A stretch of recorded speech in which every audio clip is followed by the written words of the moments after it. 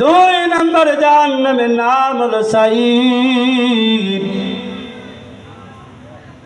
এই সাঈরে মুশরিকগণ বাস করবে। এখন মুশরিক কারা? আমাদের এরকম লোক সমাজে আছে না নাই?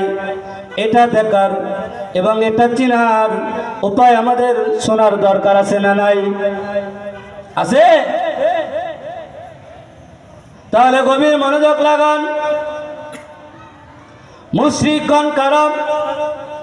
মুশরিকগণ সবসময় আল্লাহ তাআলার সঙ্গে শরীক করবে। মুশরিকগণ কারা? যারা কোরআনকে অপমান করবে, আল্লাহকে নিয়ে কটূক্তি করবে, কোরআনকে নিয়ে কটূক্তি করবে, ইসলামকে নিয়ে কটূক্তি করবে।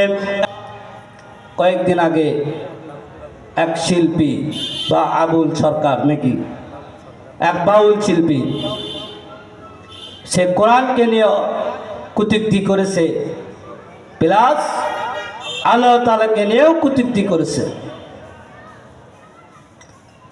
পাশেই ছিল একটি মাদ্রাসার ছাত্র শিক্ষক তাদেরকে বাধা দিয়ে তাদেরকে ওখান থেকে ছত্রভঙ্গ করে দিয়েছে।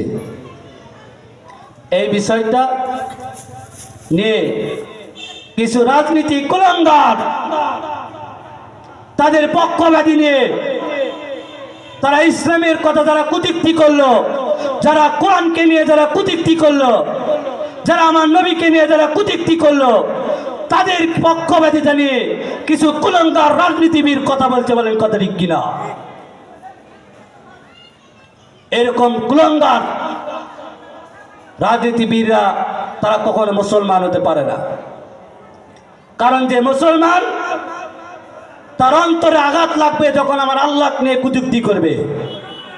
যে মুসলমান, তার অন্তরে আঘাত লাগবে যখন কোরআনকে নিয়ে কটূক্তি করবে। যে মুসলমান, তার আঘাত লাগবে যখন সে ধর্ম ইসলামকে নিয়ে কটূক্তি করবে। কথা ঠিক কিনা? যারা এইরকম রাজনীতিবিদ যারা তাদের পক্ষ নিয়ে কথা বলল, তারা কখনো মুসলমান হতে পারে না, তারা মুশরিক মুশরিক মুশরিক। কথা ঠিক কিনা?